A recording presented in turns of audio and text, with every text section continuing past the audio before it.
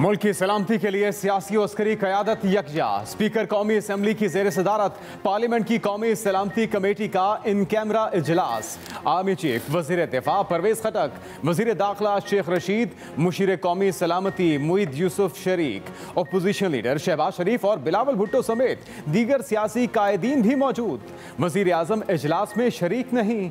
DGISI की अफगानिस्तान, भारत और मकबूजा कश्मीर की सूरत हाल पर शुरका को ब्रीफिंग। बैन अल-अक़वामी ताल्लुकात, अमरीकी अफवाज के इनखला और दीगर उमूर पर भी ब्रीफिंग। सीपैक, दाखिला, खारजा, माशी और दीगर मामलात पर ब्रीफिंग। अहम तरीन इजलास में आइंदा की मुतफ़िका हिकमत अमली पर भी मुशावरत। It is very unfair for the US or other powers, Western powers, for countries like us to take sides. Why do we have to take sides? We should have good relationship with everyone. Our relationship between the two countries, no matter what pressure is put on us, is not going to change. America जितना भी दबाव डाले, चीन से ताल्लुकात तब्दील नहीं होंगे। हम ताल्लुकात में जानिबदारी का मुजाहिरा क्यों करें? चीन ने हर मुश्किल वक्त में हमारा साथ दिया। वज़ीर आज़म इमरान खान की चीन के मीडिया से गुफ्तगू। कहा, अफगानिस्तान में खाना जंगी हुई तो पाकिस्तान मुतासिर होगा। पाकिस्तान अफगानिस्तान का सियासी हल चाहता है। मकबूजा कश्मीर में मावराए अदालत कत्ल किए जा रहे हैं। मकबूजा कश्मीर पर मगरबी मीडिया की कम कवरेज, मुनाफिकाना रवैया है। पाकिस्तान की तरक्की में सीपैक का किरदार इंतहाई अहम है। चीनी सदर को जदीद दौर का अजीम सियासतदान मानते हैं।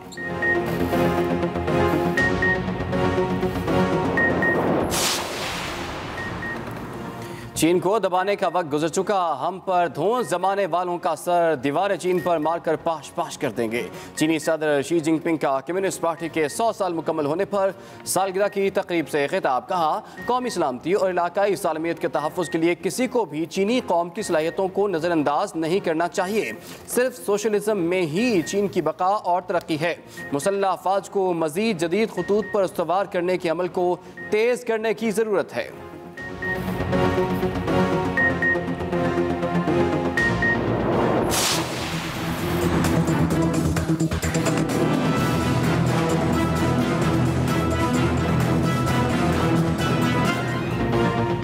मुल्क में लोड शेडिंग ने फिर सर उठा लिया। शहरों में 8 और देही इलाकों में 10-10 घंटे तक बिजली गायब रहने लगी। पंजाब में गैर एलानिया बिजली की लोड शेडिंग से मामूलाते जिंदगी मुतासर। पानी की किल्लत, कारोबार भी ठप होकर रह गए। लाहौर के शहरियों के लिए खुशखबरी, लेस्को ने लाहौर को लोड शेडिंग से मुस्तस्ना करार दे दिया। कराची में भी लोड शेडिंग और फॉल्ट्स के नाम पर बिजली की बंदिश। बिजली का शॉर्टफॉल 6000 मेगावाट तक पहुंच गया। बिजली की मजमूई पैदावार 19,000 मेगावाट, जबकि तलब 25,000 मेगावाट। विफाकी वज़ीर तवानाई हमाद अज़हर कहते हैं, पीर तक गैस की फराहमी में बेहतरी आने के बाद लोड शेडिंग में कमी आने का इम्कान है। ट्वीट में कहा, हुकूमती मौसर इक़दामात से गुज़श्ता माली साल के मुकाबले में गर्दिशी कर्जे में नुमाया कमी हुई। हुकूमत ने इस शदीद बहरान पर कामयाबी से काबू पा लिया है। इस साल गर्दिशी कर्जे में एक इजाफा सिर्फ 177 अरब रुपए हुआ है। महंगाई के सताए अवाम के लिए मजीद महंगाई का तोहफा। हुकूमत ने पेट्रोल की कीमत में 2 रुपये फी लीटर इजाफा कर दिया। पेट्रोल की नई कीमत 112 रुपये 69 पैसे फी लीटर मुकर्रर। 1 रुपये 44 पैसे इजाफे के बाद हाई स्पीड डीजल की नई कीमत 113 रुपये 99 पैसे फी लीटर हो गई। 3 रुपये 86 पैसे इजाफे के बाद मिट्टी के तेल की नई कीमत 85 रुपये 75 पैसे तक जा पहुंची। कीमतों का इत्तलाक हो गया।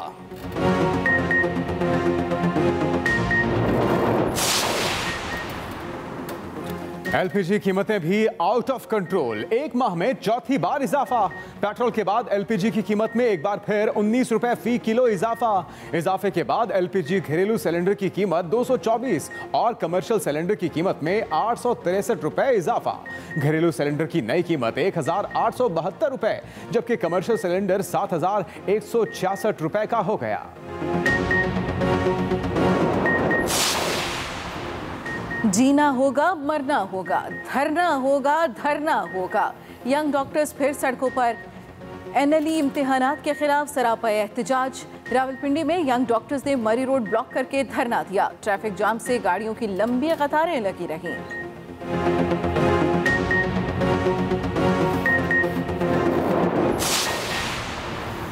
इस्लामाबाद में मैट्रिक और इंटरमीडिएट के तलबा का एहतजाज, इम्तिहानात कैंसिल करने का मुतालिबा। मुल्क भर से आए तलबा HEC के बाहर मौजूद, हुकूमत मुखालिफ नारेबाजी, ऑनलाइन पढ़ाया गया जिसकी वजह से तैयारी नहीं हुई। शफकत महमूद, हमारा मुतालिबा तस्लीम करें या इस्तीफ़ा दें। तलबा की जानिब से मुतालिबात की मंजूरी तक धरना देने का ऐलान। पुलिस की जानिब से ऑपरेशन, मुतअद्दिद तलबा को हिरासत में ले लिया गया।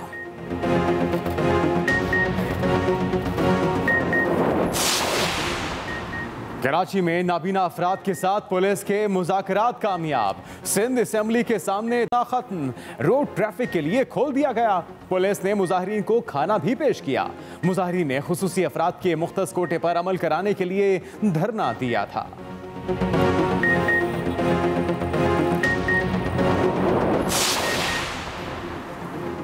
पाकिस्तान को बड़े चैलेंजेस का सामना है, हमें पहले से तैयारी करना होगी। वज़ीर आज़म इमरान खान का इस्लामाबाद में किसान कन्वेंशन से खिताब, कहते हैं फूड सिक्योरिटी बड़ा चैलेंज है। 40% बच्चे ग़िज़ाई क़िल्लत का शिकार हैं। छोटे से तबके ने मुल्क पर कब्जा कर रखा है। कमज़ोर आदमी जब ताकतवर के सामने जाता है तो मार खा जाता है। निज़ाम ऐसा है कि इंसाफ लेने के लिए महंगा वकील करना पड़ता है। जिस तरह हमने किसी के खिलाफ अपनी सरजमीन इस्तेमाल नहीं की, इस तरह किसी और मुल्क को भी हमारे खिलाफ जमीन इस्तेमाल नहीं करनी चाहिए और इसकी इजाजत नहीं होगी। शहबाज शरीफ और मरियम नवाज बहुत दूर जा चुके हैं। एक शमाल है, एक जनूब है। बहुत बड़ा गैप आ गया और दोनों की सियासत डिफरेंट है। वज़ीर दाखिला शेख रशीद का आज़ाद कश्मीर में हुकूमत बनाने का दावा। इमरान खान आज़ाद कश्मीर में हुकूमत बनाने जा रहे हैं। कल शाम 5 बजे तक कुछ लोग अपने कागजात नामजदगी वापस ले लेंगे। वज़ीर दाखिला शेख रशीद की मीडिया से गुफ्तगू, कहा पाकिस्तान की सियासत में तब्दीली आने वाली है। कश्मीरियों से कहता हूँ बल्ले को वोट दें। शेख रशीद ने अपोजिशन पर भी तनकीदी तीर चलाए। बोले शहबाज शरीफ और मरियम नवाज में दूरियाँ पैदा हो चुकी, दोनों का तर्ज सियासत मुख्तलिफ है। बिलावल अभी बच्चा है। ऑपोजिशन ने तस्लीम कर लिया इमरान खान हुकूमत मजीद 2 साल रहेगी।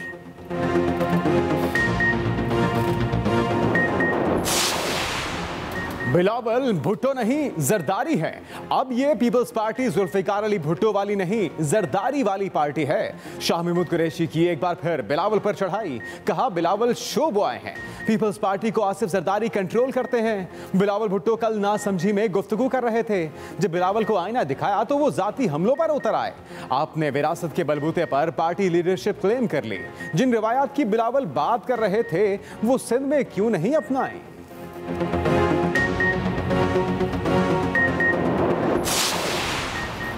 PTI रहनुमा जुल्फी बुखारी ने बिलावल भुट्टो जरदारी के खिलाफ 100 मिलियन पाउंड का हितके इज्जत का नोटिस भेज दिया। बिलावल भुट्टो ने मीडिया पर जुल्फी बुखारी के इसराइल का दौरा करने की अफवाह पर बयान दिया था। इस मामले पर जुल्फी बुखारी ने मिडल ईस्ट मॉनिटर नामी वेबसाइट को भी लीगल नोटिस भेजा था, जिसके बाद वेबसाइट ने गलत खबर को नशर करने पर माफी मांगी थी।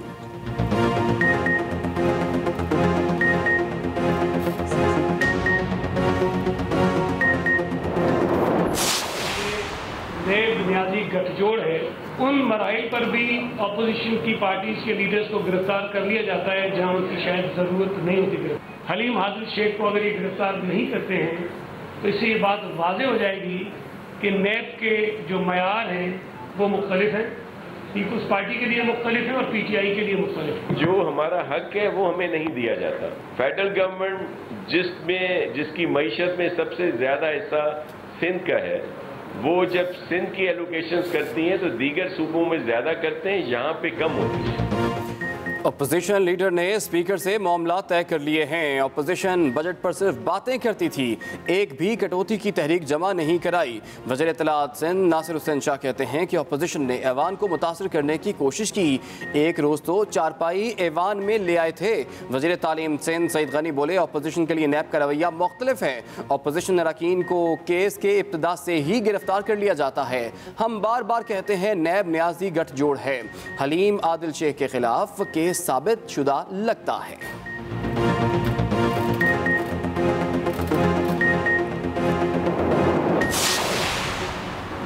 हुकूमत का लाहौर में नॉलेज सिटी बनाने का ऐलान। मुआविन ख़ुसूसी शहबाज गिल ने मीडिया से गुफ्तगू में कहा, नेशनल और इंटरनेशनल यूनिवर्सिटीज़ को सस्ती अराजी देंगे।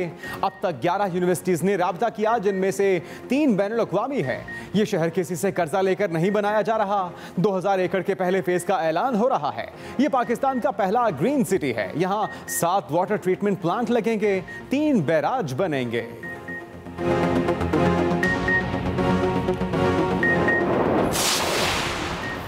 मुल्क भर में गाड़ियां सस्ती हो गईं। कारों की कीमतों में 1.5 लाख रुपए तक कमी का इम्कान। गाड़ियों पर फेडरल एक्साइज ड्यूटी में कमी का निफाज। मुकामी सतह पर तैयार शुदा 1000 सीसी तक गाड़ियां। एक्साइज ड्यूटी खत्म। बड़ी गाड़ियों के लिए ड्यूटी की शरह में कमी। 2000 सीसी तक गाड़ियों पर FED 5% कम। 3000 सीसी तक की गाड़ियों पर फेडरल एक्साइज ड्यूटी 2.5% कम हो गया।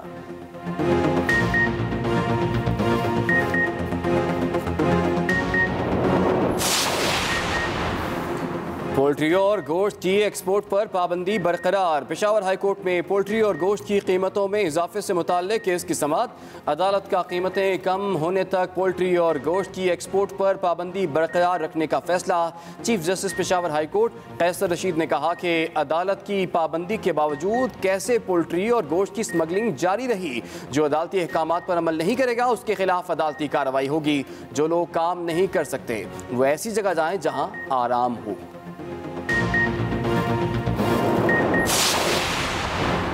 बगैर टेस्ट इंटरव्यू भर्तियां करके पाकिस्तान रेलवे का बेड़ा गर्क कर दिया गया। रेलवे में नौकरियों की बंदरबांट की गई। इसके हालात आपके सामने हैं। सुप्रीम कोर्ट में रेलवे के टेक्निकल अफसरों की मुस्तकिली के केस की समाअत पर जस्टिस एजाजुल अहसन के रिमार्क्स। अदालत का रेलवे के 17 ग्रेड के 15 टेक्निकल कॉन्ट्रैक्ट अफसरों को FPSC टेस्ट को क्वालिफाई करने का हुक्म। अदालत ने रिमार्क्स दिए कि सरकारी इदारों में अब कोई बगैर टेस्ट इंटरव्यू मुस्तकिल नहीं हो सकता।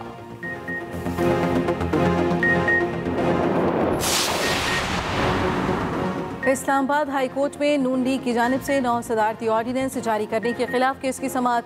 चीफ जस्टिस अतर मिनुल्लाह ने रिमार्क्स दिए। स्पीकर असम्बली ने कमेटी बना दी है। बेहतर है वही सदारती ऑर्डिनेंस का मामला देखें। ऑर्डिनेंस अगर एक्ट ना बने और इस पर पैसा खर्च कर दिया जाए तो ये नैब का केस बन सकता है। कौम का पैसा है, करोड़ों रुपए का इस तरह नुकसान नहीं कर सकते। एडिशनल अटॉर्नी जनरल ने कहा, जो कुछ भी होगा कानून के मुताबिक होगा। अदालत ने कमेटी के फैसले तक दरखास्तों पर समाअत मुलतवी कर दी।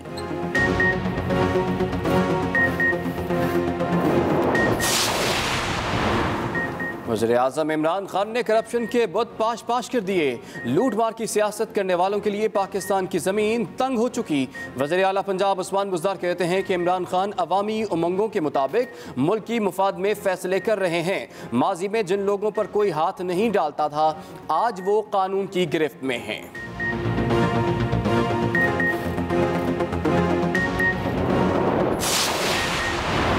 सरबराह जमीयत उलमाए इस्लाम मौलाना फजलुर रहमान सेहतियाब हो गए। सेहतियाबी के बाद उन्हें कराची के अस्पताल से डिस्चार्ज कर दिया गया।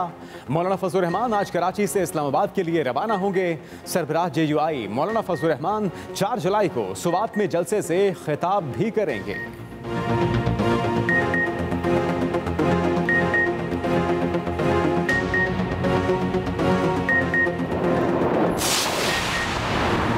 पाकिस्तान टेलीविजन के सीनियर अदाकार अनवर इकबाल बलोच इंतकाल कर गए। अनवर इकबाल कई रोज से अलील और कराची के निजी अस्पताल में जेर इलाज थे। मरहूम की नमाज जनाजा गुलशन इकबाल में अदा की जाएगी।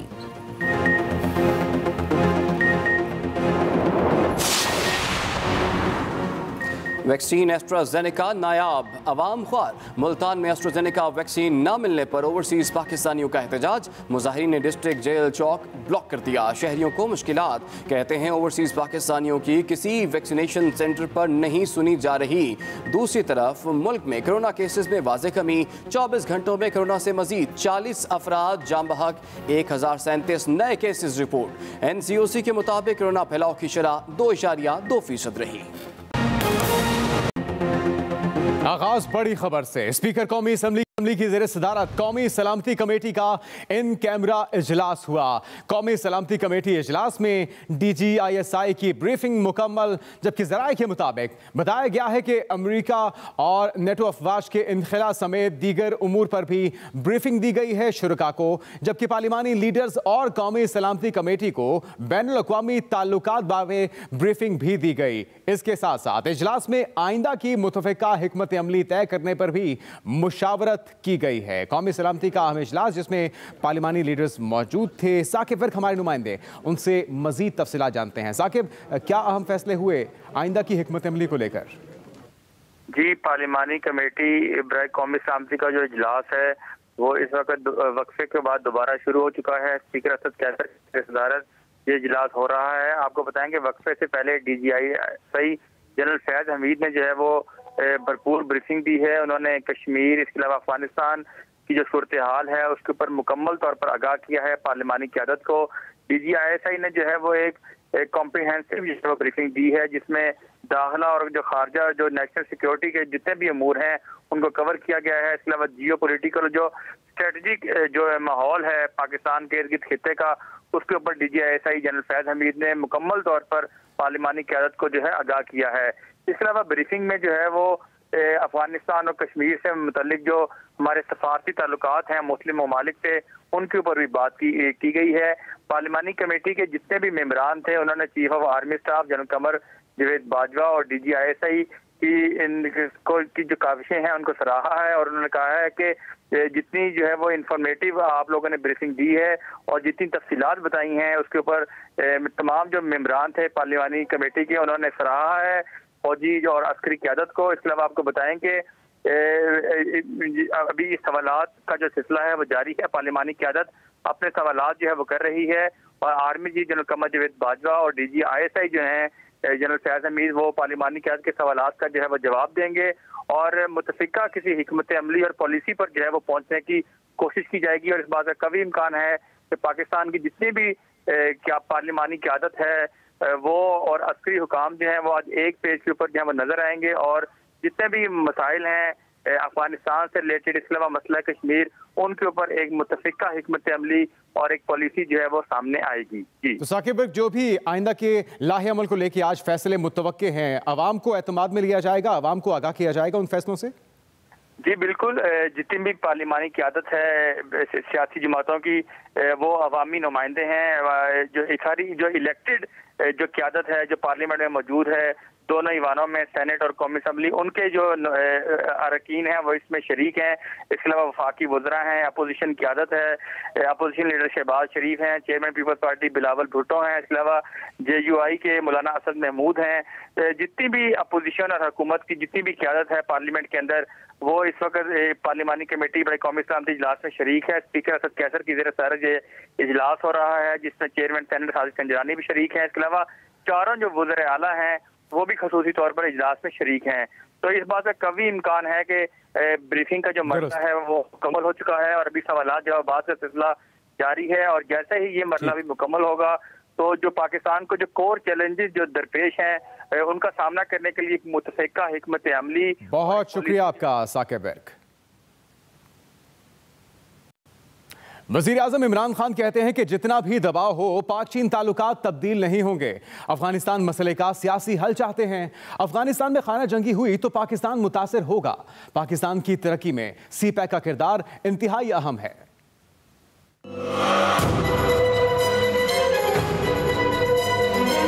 वज़ीर आज़म इमरान खान ने पाक चीन ताल्लुकात पर वाज़ेह मौक़िफ़ दे दिया। चीनी मीडिया से गुफ्तगू में इमरान खान ने खुले अल्फाज में कहा कि जितना भी दबाव हो पाक चीन ताल्लुकात तब्दील नहीं होंगे। Pakistan thinks that it is very unfair for the US or other powers, Western powers, for countries like us to take sides. Why do we have to take sides? We should have good relationship with everyone. The relationship between Pakistan and China is very deep. And it's not just the governments, it's a people-to-people relationship. So to sum up, whatever will happen, our relationship between the two countries, no matter what pressure is put on us, is not going to change. Afghanistan के मसले पर वजीर आज़म ने अफगानिस्तान में मुमकिना खाना जंगी के खदशात का इजहार भी किया। If Afghanistan has a civil war there, just like it had civil war after the Soviets left in 1989, then the consequences will be, after Afghanistan, the country that will suffer the most is going to be Pakistan. So therefore we want there to be a political settlement at all costs. वज़ीर आज़म का कहना था कि पाकिस्तान की तरक्की में CPEC का किरदार इंतहाई अहम है। चीनी सदर को जदीद दौर का अजीम सियासतदान मानते हैं।